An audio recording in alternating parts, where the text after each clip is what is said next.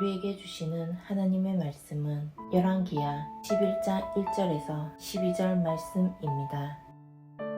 아하시아의 어머니 아달랴가 그의 아들이 죽은 것을 보고 일어나 왕의 자손을 모두 멸절하였으나 요람 왕의 딸 아하시아의 누이 여호세바가 아하시아의 아들 요아스를 왕자들이 죽임을 당하는 중에서 빼내어 그와 그의 유모를 침실에 숨겨 아달랴를 피하여 죽임을 당하지 아니하게 한지라. 요아스가 그와 함께 여호와의 성전에 6년을 숨어있는 동안에 아달랴가 나라를 다스렸더라. 7째 해에 여호야다가 사람을 보내 가리 사람의 백부장들과 호위병의 백부장들을 불러 데리고 여호와의 성전으로 들어가서 그들과 언약을 맺고 그들에게 여호와의 성전에서 맹세하게 한 후에 왕자를 그들에게 보이고 명령하여 이르되 너희가 행할 것이 이러하니 안식일에 들어온 너희 중 3분의 1은 왕궁을 주의하여 지키고 3분의 1은 수루문에 있고 3분의 1은 보이대 뒤에 있는 문에 있어서 이와 같이 왕궁을 주의하여 지키고 안식일에 나가는 너희 중 2대는 여호와의 성전을 주의하여 지켜 왕을 호위하되 너희는 각각 손에 무기를 잡고 왕을 호위하며 너희 대열을 침범하는 모든 자는 죽이고 왕이 출입할 때에 시위할지니라 하니 백부장들이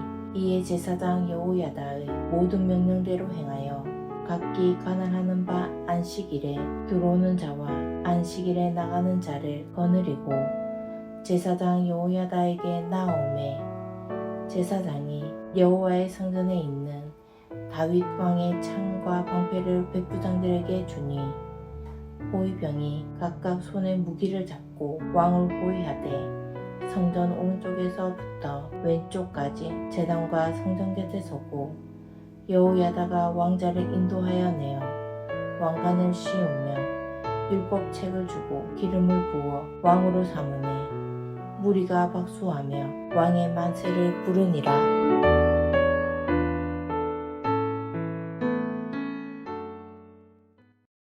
북이스라엘의 장군이었던 예후는 북이스라엘의 요람 왕을 죽여서 왕이 된 것뿐 아니라 남유다의 아하시아 왕마저 죽였습니다. 그러므로 남유다의 왕좌가 비어있는 상황입니다.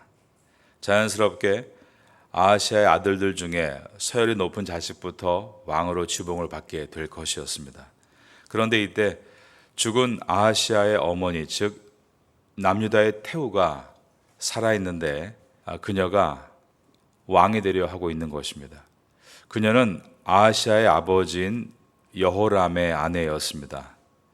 그녀는 북이스라엘에서 시집온 여인입니다.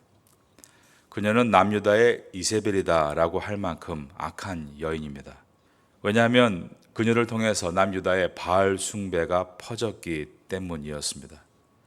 우상을 섬기는 모습과 그가 욕심의 반지를 끼려고 하는 모습이 매치되고 있는 것은 우리가 우상에 대해서 깊이 한번 돌아볼 필요가 있습니다. 우상은 어떤 눈에 보이는 징그러운 모양 정도가 아니라 우상은 우리의 욕심을 표현해서 만든 것이기 때문입니다. 열왕기하 8장 17절과 18절에 보면 여호람이 왕이 될 때의 나이가 32세라 예루살렘에서 8년 동안 통치하니라. 그가 이스라엘 왕들의 길을 가서 아합의 집과 같이 하였으니 그 다음 보면 이는 아합의 딸이 그의 아내가 되었음이라 라고 되어 있습니다. 남유다가 정략 결혼을 통해서 북이스라엘 여인들이 들어왔는데 그 중에 오늘 이 본문에 나오는 아달랴를 통해 이 남유다에 엄청난 우상의 숭배가 일어나게 된 것입니다. 아달랴는 아들인 아하시아 왕이 죽었다는 소식을 들었을 때 어떻게 했는가? 왕의 아들들을 모두 다 죽이고 맙니다. 물론 다른 첩에 의한 아들들도 있겠지만 사실은 왕의 아들들이란 표현은 자신의 손주들을 다 죽였다라는 뜻입니다. 그 이유는 아하시아의 죽음으로 그의 장남이 왕위를 물려받게 되면 왕 대비의 주의가 아하시아의 아내에게 넘어가게 되고, 그렇게 되면 자신의 권세가 약해질 것을 우려해서 그는 자신의 권력을 최고 정점에 올려놓기 위해 이러한 잔인한 일을 가족 안에서 만들어낸 것입니다. 그러므로 이때부터 남유다는 이 태우인 아달랴가 통치하는 세상이 됩니다. 이렇게 인면수심의 잔혹한 일을 벌인 아달랴는 북이스라엘과 남유다를 통틀어 오직 유일한 여왕으로 군림하게 됩니다. 남유다는 북이스라엘이 예후에 의해서 아하시아 왕이 죽고 그의 형제들 42명도 모두 죽은 상태였습니다. 그리고 태후 아달랴에 의해서 아하시아 왕의 자식들도 모두 죽고 마는 엄청난 일이 벌어졌습니다. 이것은 다윗 왕조의 모든 가족이 멸절당할 수 있는 매우 큰 위기 상황이었습니다. 하나님께서는 이 땅을 구원할 메시아를 다윗의 왕조를 통해 보내시겠다, 즉 예수 그리스도가 다윗의 후손으로 오실 계획을 갖고 계셨습니다. 그런데 남유다의 이스라엘과 같은 이 아달랴가 다윗의 왕조를 모두 멸하고 만 것입니다. 그러한 상황에서 메시아가 약속된 다윗의 혈통으로 오시는 것이 끊어질 위기 상황에서 이제 하나님을 믿고 담대하게 행동하는 세 명의 영웅들을 만나게 됩니다. 그것은 제사장 여호야다와 그의 아내 여호세바, 그리고 이름 없는 유모입니다. 대제사장 여호야다의 아내 여호세바는 왕족입니다. 요람의 딸이고 예후가 죽인 아하시아의 누이입니다. 다시 말해서 이 아달랴의 딸인 것입니다. 그녀는 어머니의 명을 어기고 조카인 요아스라는 한 아이를 죽음에서 구해냅니다. 아달랴가 아하시아 아들들을 모두 학살하는 상황 속에서 아하시아의 어린 아들 하나, 이 요아스와 그 유모를 침실에서 숨겨 구해낸 것입니다. 그리고 여호와의 성전에서 6년 동안 이 아이를 키우게 됩니다. 11장 2절입니다. 요람 왕의 딸 아하시아의 누이 여호세바가 아하시아의 아들 요아스를 왕자들이 죽임을 당하는 중에서 빼내어 그와 그의 유모를 침실에 숨겨 아달랴를 피하여 죽임을 당하지 아니하게 한지라. 요아스가 그와 함께 여호와의 성전에 6년을 숨어 있는 동안에 아달랴가 나라를 다스렸더라. 1살짜리 남자아이가 7살이 될 때까지 성전에 숨겨 키우는 것은 상당히 위험하고 많은 어려움이 수반되는 일이었습니다. 그러나 그들은 규가 유다를 떠나지 아니하며 통치자의 지팡이가 그 발 사이에 떠나지 아니하리라. 창세기 49장에서 있었던 하나님의 그 약속, 다윗의 왕조에 대해서 하나님의 약속을 그들은 실천하고 순종하기 위해 이 일을 해나갑니다. 그들은 자신들이 할 수 있는 바를 다하며 하나님의 일하실 기회를 확보한 것입니다.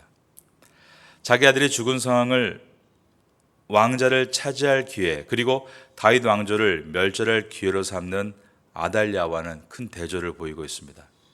어떤 동일한 상황에서 자기의 목적을 이루기 위해 길을 선택하는 아달랴 같은 악한 사람들이 있습니다. 그러나 그러한 어려운 상황 속에서도 하나님의 약속을 붙들고 하나님이 일하실 수 있도록 시간을 확보하는 경건한 사람들도 있습니다. 이들은 하나님께서 일하실 수 있도록 7년의 시간을 확보해 드립니다. 여러분은 하나님이 여러분을 통해 일하시도록 몇 년을 확보하고 계십니까? 이 말의 뜻은 하나님의 뜻이 이루어지는 일에 쓰임받기 위해 여러분들은 여러분을 어떻게 준비하고 있느냐라는 질문입니다.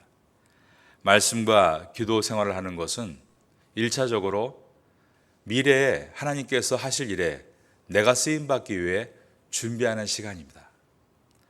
자기 전문 분야에서 많은 경험을 하고 있고 실력을 쌓고 있는 것도 먼 미래에 하나님이 어떠한 일을 하실 때 나를 사용하시도록 그분의 시간을 확보해 드리는 일입니다.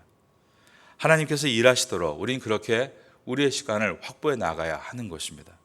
그러나 하나님의 뜻에 관심이 없이 말씀과 기도와 멀어져 있고 자기 전문 분야에서 비전을 발견하지 못하고 그냥 마지못해 일한다라고 하고 먹고 살기 위해 일한다라고 하면 하나님께서 일하시도록 시간을 확보하는 것이 아니라 시간을 허비하고 있는 것입니다. 물론 우리는 모두 연약하기 때문에 항상 행복하게 기쁘게 일할 수는 없습니다. 그래서 제가 많은 분들에게 늘 물어보는 게 있습니다. 요즘에 일하시는 게 어떠세요? 그러면 대부분의 분들은 말을 합니다. 즐거운 사람이 있나요? 억지로 참고 일하는 것이죠.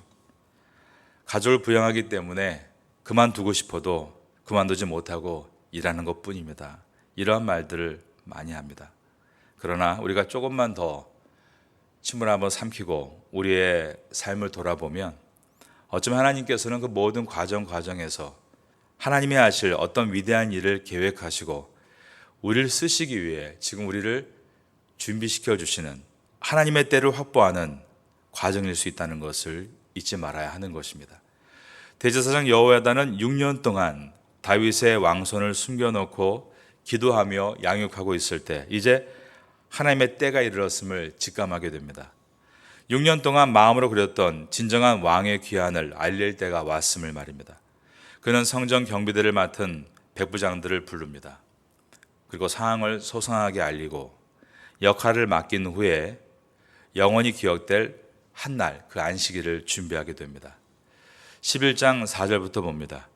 일곱째 해에 여호와에다가 사람을 보내 가리 사람의 백부장들과 호위병의 백부장들을 불러 데리고 여호와의 성전으로 들어가서 그들과 언약을 맺고 그들에게 여호와의 성전에서 맹세하게 한 후에 왕자를 그들에게 보이고 이어지는 5절과 6절과 7절, 8절까지 이 긴 명령은 단 한 사람 여호야다에 의해서 내려지고 있습니다.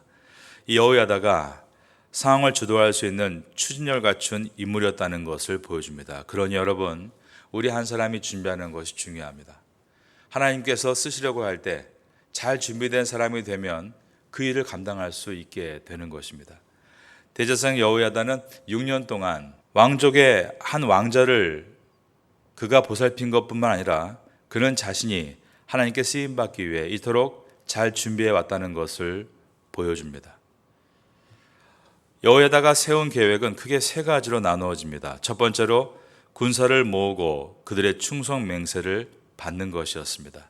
14절에 들어있는 말씀입니다. 두 번째로 열왕기에 등장하지는 않지만 같은 내용을 담고 있는 역대하 23장에 보면 전국에 있는 레위 사람과 족장들을 예루살렘에 다 모은 후에 충성 맹세를 받는 것이었습니다. 이 내용이 역대하 23장 2절에 들어있는데 그들이 유다를 두루다니며 유다 모든 고을에서 레위 사람들과 이스라엘 족장들을 모아 예루살렘에 이른지라.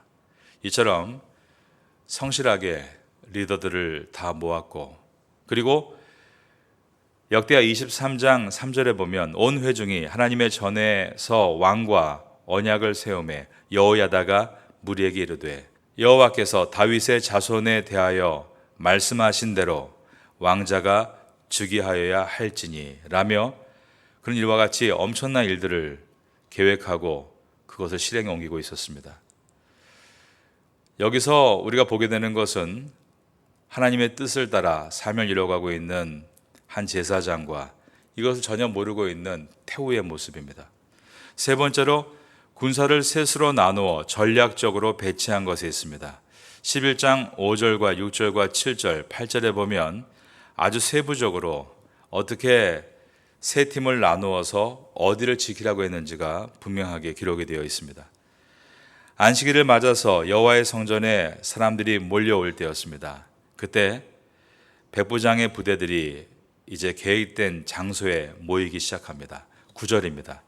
백부장들이 이에 제사장 여호야다의 모든 명령대로 행하여 각기 관할하는 바 안식일에 들어오는 자와 안식일에 나가는 자를 거느리고 제사장 여호야다에게 나아오매 대제사장 여호야다는 다윗 왕의 창과 방패를 백부장들에게 주면서 각각 이제 군사들에게 나누어 주게 하는데 여호와를 위해 쌓았던 다윗의 전리품으로 이제 다윗의 후손인 요아스를 보호하라라는 뜻이 들어 있습니다. 그렇게 함으로 군사들에게 이 모든 일은 다윗 왕조를 지키게 하려는 하나님의 계획이심을 분명하게 선포한 것입니다. 10절과 11절입니다. 제사장이 여호와의 성전에 있는 다윗 왕의 창과 방패를 백부장들에게 주니 호위병이 각각 손에 무기를 잡고 왕을 호위하되 성전 오른쪽에서부터 왼쪽까지 제단과 성전 곁에 서고 모든 사람이 자리에 앉자 여호야다는 7살 된 요아스를 인도해 내어서 그에게 왕관을 씌우고 하나님의 율법책을 그에게 줍니다. 그리고 기름을 부어 남유다의 왕으로 세웠습니다. 여호야다의 제사장의 명령에 따라서 이 백부장과 호위병들이 일사불란하게 움직이는 모습들을 우리가 이 성경을 읽을 때 그림 언어로 느끼게 됩니다. 어제 미국에서 안타까운 소식이 있었는데 대통령 후보자가 총격을 받는 사건이었습니다. 누구를 지지하고 지지하지 않는다는 것보다도 어떤 나라에서 그렇게 총기 사건이 일어난 것 자체가 안타까운 소식일 수밖에 없습니다. 잘 호위하고 방어해야 되는데 그렇지 못했다. 엄호에 있어서 구멍이 뚫렸다. 이런 얘기들을 듣고 있습니다. 오늘도 이 본문에 이 어린 왕자를 지키는 일에 얼마나 이들이 수고했는가 그러한 내용들도 우리가 느껴지게 됩니다. 대제사장 여호야다의 주도 아래 준비된 이 모든 그날의 일정들은 완벽하게 소화가 됐고 그러자 유다 백성들은 모두 박수를 치며 크게 기뻐하면서 요아스를 왕으로 받아들이게 된 것입니다. 12절입니다. 여호야다가 왕자를 인도하여 내어 왕관을 씌우며 율법책을 주고 기름을 부어 왕으로 삼음에 무리가 박수하며 왕의 만세를 부르니라. 다윗의 등불이 꺼질 위기에 있었지만 언약에 신실하신 하나님은 이렇게 요아스를 왕으로 세우셨습니다. 신실하신 하나님께서 다윗의 자손을 유다 왕자에 계속 이어갈 수 있도록 역사하신 것입니다. 성도가 큰 위기를 만나도 동요하지 않을 수 있는 이유가 무엇일까요? 그것은 하나님의 약속이 있기 때문입니다. 또한 하나님은 그 약속을 반드시 지키시는 신실하신 하나님이시기 때문입니다. 여러분 오늘도 하나님께서 여러분에게 놀라운 하루를 주셨는데 어떤 일을 만날지는 우리는 아무도 알 수 없습니다. 아침에 일어나서 모든 걸 다 걱정하면 두려운 일 뿐입니다. 그러나 여러분을 이 땅에 보내시고 여러분을 인도하시는 분이 바로 하나님의 약속이라는 것을 믿고 있다면 우린 담대하게 오늘도 살아갈 수 있게 될 것입니다. 하나님의 약속을 믿고 자신의 생명을 걸고 다윗의 후손을 지키는 오늘 이 여호야다의 헌신, 바로 그 헌신과 또 그의 아내와 여러 사람들의 수고를 통해 6년을 잘 버틴 결과 이제 하나님의 약속이 이루어지고 있었습니다. 하나님은 약속을 반드시 지키시는 신실하신 분이십니다. 당신의 백성을 보호하기 위해서 엄청난 큰 손으로 그들을 감싸 안으시는 분이십니다. 성도는 이 사실을 믿고 어떤 상황에서도 낙심하지 말아야 됩니다. 성전에서 6년 동안 요아스를 지켜주신 하나님은 오늘도 우리를 지키시고 보호해 주시는 줄로 믿습니다. 이처럼 주님의 때를 기다리며 주님의 때를 위해서 사는 사람들, 그러한 사람들을 통해서 하나님의 역사가 이루어지게 되는 것입니다. 주님의 놀라운 역사가 이루어지기를 바라는 성도가 되시기를 바라고 그 일에 오늘 본문의 여호야다와 많은 사람들과 같이 하나님의 시간을 확보하기 위해 자신을 잘 준비하고 연마하여서 주님의 때에 귀하게 쓰임받는 성도가 될 수 있기를 예수님의 이름으로 축원합니다.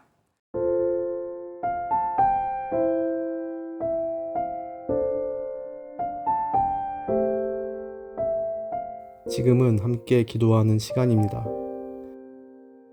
7월의 공동 기도 제목은 첫째, 모든 성도가 생명의 삶 열왕기와 말씀을 통해 말씀으로 충만하게 하소서. 둘째, 말씀을 바탕으로 기도에 힘쓰게 하소서. 셋째, 하루에 30분 기도할 수 있는 은혜를 주소서. 넷째, 말씀과 기도로 신앙의 기초를 튼튼히 세워주소서. 말씀을 붙잡고 기도하는 귀한 시간 되시기를 소망합니다.